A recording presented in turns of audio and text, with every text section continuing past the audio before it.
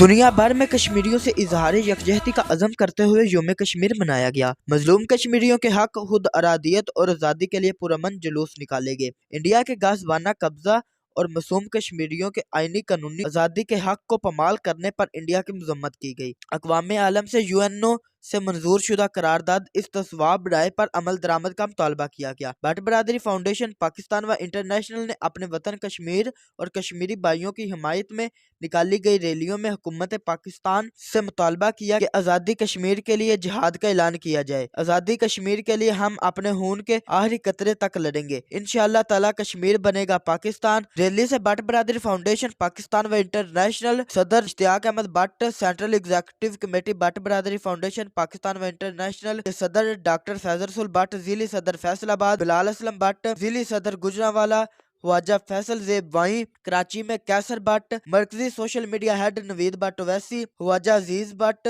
عمر شاہد بٹ، قاسم بٹ، غلام عباس بٹ، سیالکوٹ صدر عمران بٹ، ضیاء بٹ، علی بٹ، قدیر بٹ، شراز بٹ اور دیگر قائدین نے خطاب کیا۔